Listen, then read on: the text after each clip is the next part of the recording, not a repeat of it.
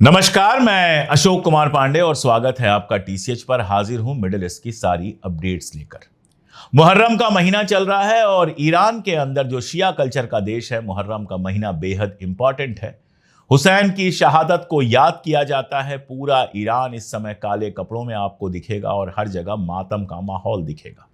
लेकिन इस मातम के माहौल में एक और घटना ऐसी है और वो घटना 37 साल पुरानी है, 3 जुलाई 1988 की, जो मातम को और ज्यादा बढ़ा भी देती है और ये भी बताती है कि अमेरिका किस कदर शैतानी मुल्क है। 3 जुलाई 1988 को ईरान का एक नागरिक जहाज जिसमें पैसेंजर्स थे, आम लोग थे, कुल 290 लोग उसमें सवार थे, जिसमें से 66 बच्चे थे, 2 हिंदुस्तानी भी उसमें शामिल थे।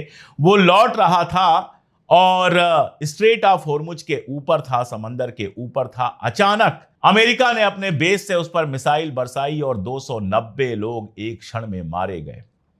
एक क्षण में वो जहाज आग के गोले में बदल गया। एक क्षण में हंसती गाती मुस्कुराती 290 जिंदगियां खत्म हो गईं, जिसमें 66 बच्चे थे और 2 हमारे अपने हिंदुस्तानी थे। आज दुनिया उस घटना को याद नहीं करती। अमेरिका की शैतानियत की हद देखिए कि जब जॉर्ज डब्ल्यू बुश से पूछा गया कि क्या आप इसके लिए माफी मांगेंगे, तो उसने कहा अमेरिका माफी नहीं मांगता है। 290 बेगुनाह लोगों को बिना मतलब मार देने की माफी तक नहीं मांगी कभी अमेरिका ने। और यह घटना कहीं और हुई होती, कोई यूरोपियन मुल्क होता, अमेरिका होता, कनाडा होता, जिसके 10, 20, 50 सिटीजन भी मारे गए होते, तो इतिहास में दर्ज हो जाता। हर साल उसको याद किया जाता और जाने क्या क्या होता। दुनिया भर की जो गोदी मीडिया है इसके लिए आतंकवाद और जाने किसको किसको जिम्मेदार ठहराती। लेकिन 290 लोगों को जहाज के अंदर बिना किसी बात के अमेरिका ने मार दिया था और उस पर जरा सी भी बात नहीं होती। मैंने शुरुआत इस घटना से इसलिए की कि आप समझें, आप जानें कि अमेरिका किस कदर शैतानी मुल्क है, किस कदर वो दुनिया के किसी और मुल्क के इंसानों की जान की परवाह नहीं करता।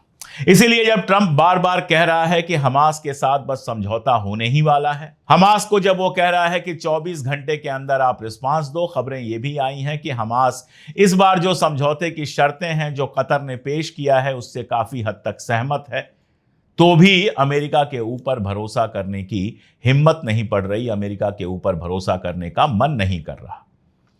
मंडे को, सोमवार को नेतन्याहू जा रहा है अमेरिका और ट्रंप चाहता है कि इसके पहले ही सीज फायर हो जाए ताकि वो अमेरिका में बैठकर घोषणा कर सके कि उसने इजराइल और हमास के बीच में जंग रुकवा दी।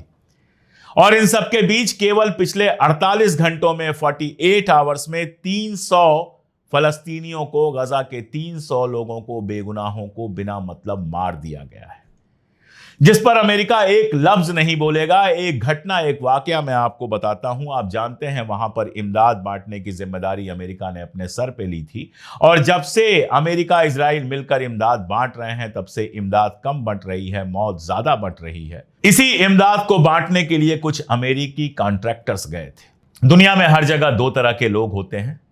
एक वीडियो वायरल हुआ जिसमें वो अमेरिकी कॉन्ट्रैक्टर्स, जो सिक्योरिटी कॉन्ट्रैक्टर्स थे, जिनको सुरक्षा देखनी थी, वो बेसहारा बेगुनाह इमदाद लेने आए हुए फलस्तीनियों के ऊपर गोलियां बरसा रहे थे और खुशियां मना रहे थे, एंजॉय कर रहे थे उसको। दूसरी तरफ कुछ कॉन्ट्रैक्टर्स जो लौट कर अमेरिका आए हैं, उन्होंने बताया है, इस बात को कबूल किया है कि उनके साथ के कुछ कॉन्ट्रैक्टर्स जो थे वो इमदाद लेने आए हुए लोगों पर मनमर्जी से गोली चला रहे थे, जैसे कोई वीडियो गेम खेल रहे हों और बेगुनाह लोगों को मार रहे थे। इसके पहले हारिज वाली न्यूज मैंने कई बार आपसे शेयर की है, जिसमें इजराइल के अपने सैनिकों ने बताया था कि नेतन्याहू और कार्ड्स ने उनको पूरी इजाजत दी थी कि जिसको चाहे वो गोली मार दें, चाहे कोई खतरनाक लगे या ना लगे। और इस तरह से तमाम इमदाद पाने वाले लोगों पर गोलियां चलाई गईं, जिसमें ढेरों लोग मारे गए। और इन सब शैतानी हरकतों के बाद अब ट्रंप बनना चाहता है अमन का मसीहा। अब ट्रंप को नोबेल प्राइज चाहिए, वो हमास के साथ इजराइल का समझौता कराना चाहता है। बहुत साफ समझ में आ रहा है कि यह समझौता वैसा ही होगा जैसा लेबनान में हुआ है। लेबनान में अभी कल इजराइल ने एक हमला किया है जिसमें एक कार के अंदर सवार एक आदमी की मौत हो गई है। ये कौन थे, इनके बारे में अभी तक कोई खबर नहीं आई है, लेकिन असल बात यह है कि लेबनान के साथ भी सीज फायर इजराइल ने तब किया था जब हिजबुल्लाह लगातार भारी पड़ रहा था, जब लगातार नॉर्दर्न इजराइल के लोग अपना घर छोड़कर भागे हुए थे, लगातार हमले हो रहे थे, मिसाइलें गिर रही थीं। तब इजराइल ने समझौता कर लिया ताकि मिसाइलें गिरनी बंद हो जाएं और उसके बाद लगातार बेरूत के ऊपर हमला होता रहा है। लगातार साउथ जो है लेबनान का, जहां हिजबुल्लाह का ठिकाना है, वहां हमला होता रहा है और हिजबुल्लाह के लोगों को टारगेट किलिंग में मारा गया है। क्या इसी तरह का समझौता करना चाहता है इजराइल हमास के साथ भी? अगर मेरी मानिए, जितनी मेरी समझदारी है, तो इजराइल की प्लानिंग मुझे यही लगती है, क्योंकि यह लड़ाई अब इजराइल के लिए भी महंगी पड़ रही है। एक भी अगवा किए हुए बंदे को अभी तक ये छुड़ा नहीं पाए।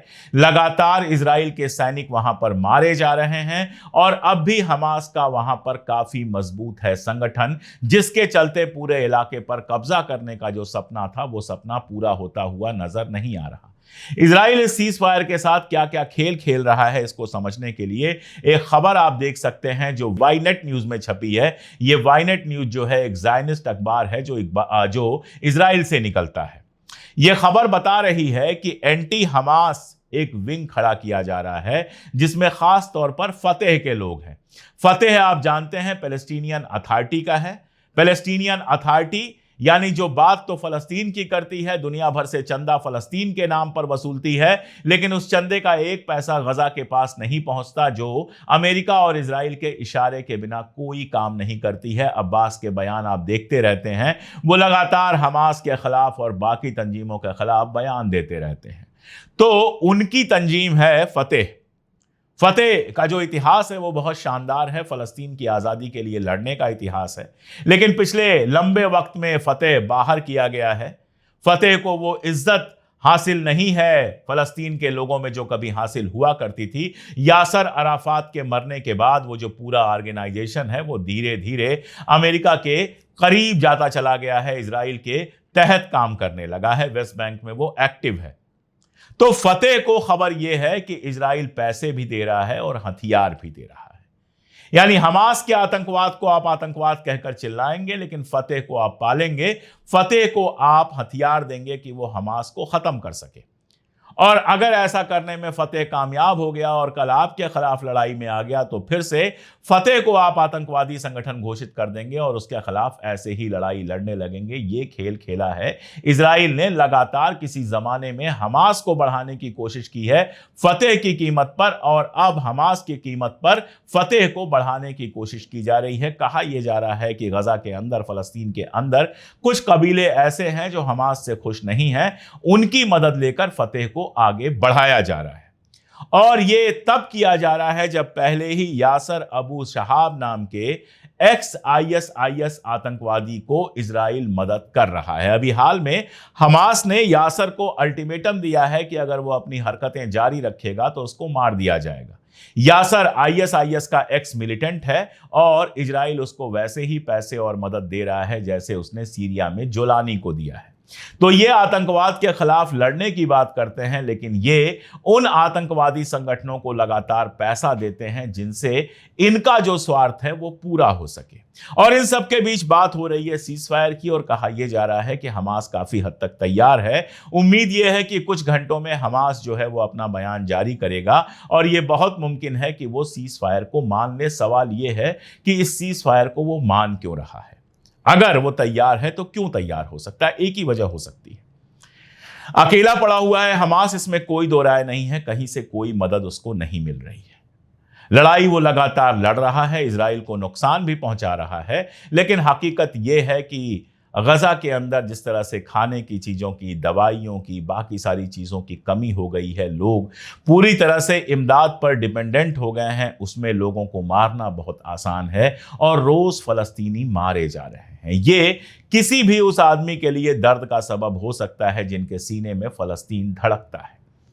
ये जो पूरे सीज फायर की बात चल रही है, ये 60 दिन के सीज फायर की, यानी 2 महीने के सीज फायर की बात है। पिछला जो सीज फायर प्रपोजल था उसमें ही कुछ वर्डिंग चेंज की गई है। उसमें पूरी तरह से जंग को खत्म करने की बात थी, इसमें पूरी तरह से जंग को खत्म करने की बात तो नहीं है, लेकिन 60 दिन की गारंटी ट्रंप लेंगे ऐसा कहा गया है। और यह भी कहा गया है कि 60 दिन के बाद दोबारा बातचीत जारी रहेगी, बातचीत होगी ताकि परमानेंट सीज फायर की तरफ बढ़ा जा सके।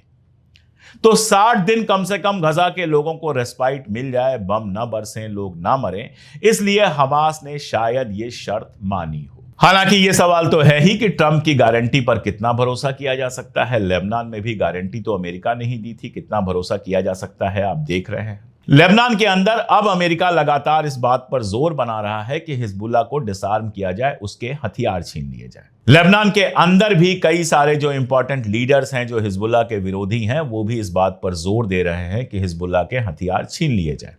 हिजबुल्लाह का हथियार छीनने का मतलब बहुत साफ है कि साउथ लेबनान के ऊपर इजराइल हमला करेगा या फिर बिना हमला किए उसको कब्जा कर लेगा। ये बातें जोर पकड़ रही हैं और जाहिर सी बात है कि हिजबुल्लाह पहले से कमजोर तो हुआ ही है, लेकिन उसके बावजूद हिजबुल्लाह का बयान यह आया है कि धमकी का हमारे ऊपर असर नहीं होगा।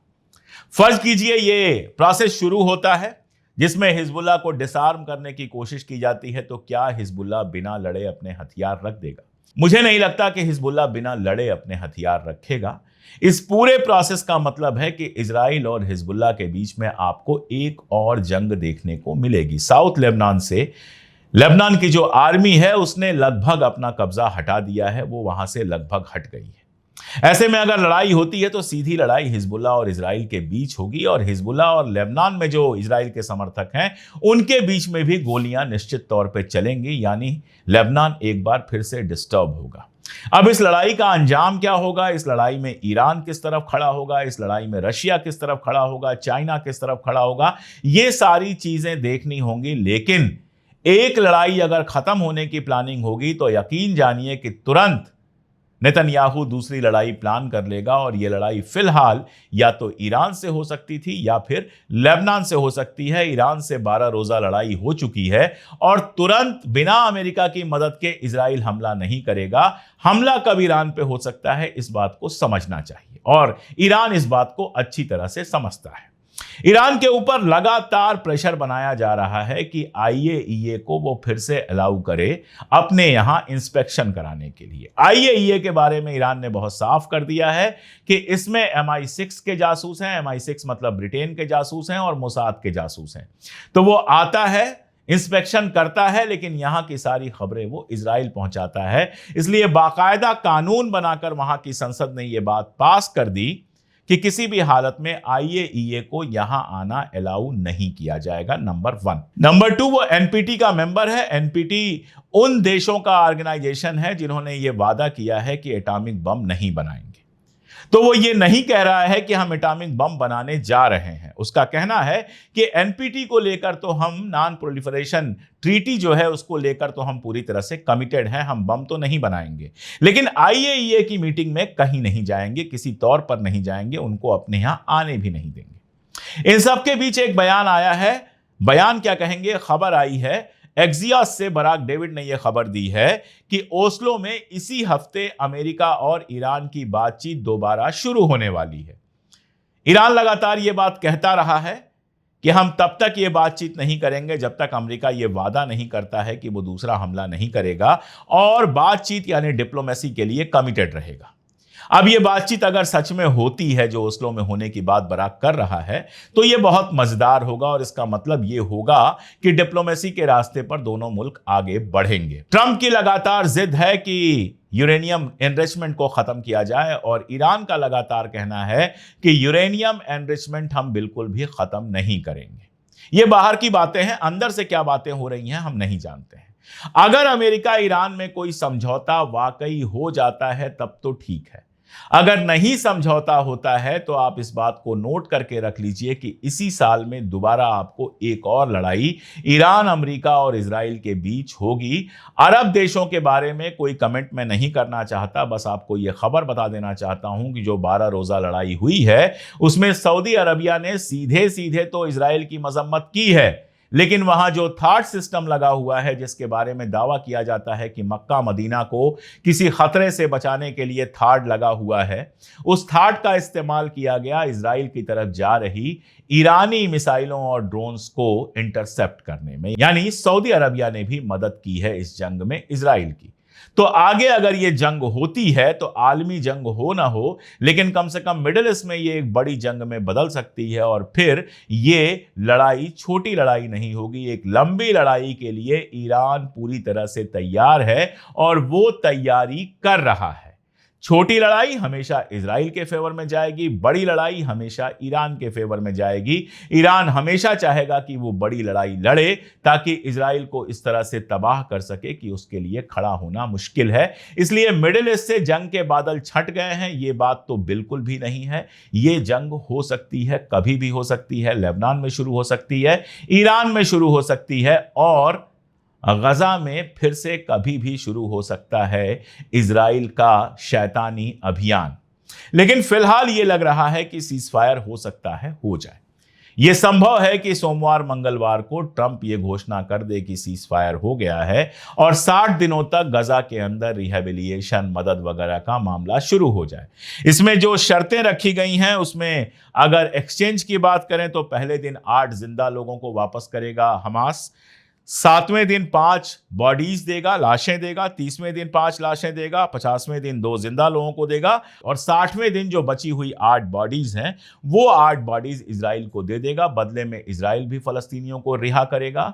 इजराइल की सेना पूरी तरह से गजा से बाहर आ जाएगी। गजा का जो एडमिनिस्ट्रेशन है वो इजिप्ट और सऊदी अरबिया जैसे मुल्क चलाएंगे। ये सारा कुछ मैं आपको पहले भी बता चुका हूं अगर सीजफायर होता है तो। लेकिन आप देखिए खेल, इधर सीजफायर की बात चल रही है और इधर लिकुड पार्टी के मिनिस्टर्स, लिकुड पार्टी वही पार्टी है जो नेतन्याहू की पार्टी है, नेतन्याहू इसी लिकुड पार्टी से आते हैं, किसी थर्ड पार्टी का मामला नहीं है ये।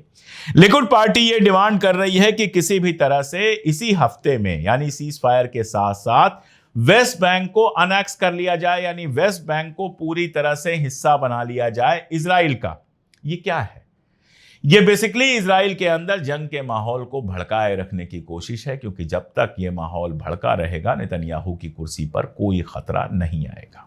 तो फिलहाल ये हालात हैं मिडिल ईस्ट में। ऐसा लगता है कि गजा के साथ शायद बहुत जल्द सीजफायर हो जाए, हमास के साथ सीजफायर हो जाए और 60 दिनों तक जंग रुक जाए। लेकिन इन 60 दिनों में लेबनान और ईरान में क्या होगा हम नहीं जानते हैं। नेतन्याहू लगातार जंग में होना चाहता है ताकि उसकी कुर्सी बची रहे। ईरान ने अभी अपना एयर स्पेस खोला है, कई दिनों बाद अपना एयर स्पेस खोला है जिसमें डोमेस्टिक और इंटरनेशनल फ्लाइट्स को अलाउ किया है। अब ये एक इशारा हो सकता है कि हम अपनी तरफ से मान के चल रहे हैं कि पूरी तरह से शांति है। एक हफ्ते के अंदर अगर वाकई अमेरिका से बातचीत शुरू हो जाती है तो वो भी इंटरेस्टिंग होगा।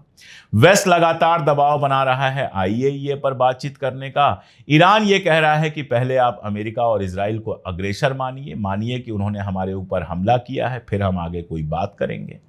तो ये हालात किधर जाएंगे? मिडिल ईस्ट में शांति होगी या फिर आगे जंग होगी, ये तो वक्त बताएगा। अभी जो मेरे समझ में आ रहा है वो सब आपसे मैंने शेयर किया। आगे भी जो डेवलपमेंट्स होंगी मैं लगातार शेयर करता रहूंगा। जुड़े रहिए हमारे साथ, देखते रहिए हमारे वीडियोस। अगर मुमकिन हो तो हमारे चैनल को ज्वाइन कर लीजिए। ज्वाइन बटन वीडियो के ठीक नीचे होती है। आप हमारे मेंबर बन सकते हैं 3 रुपए रोज से भी कम पर। हमारे वीडियोस अपने दोस्तों और रिश्तेदारों तक पहुंचाइए, ताकत दीजिए हमें, ताकि लगातार हम हक के साथ खड़े रह सकें। आज के लिए इतना ही, बहुत शुक्रिया।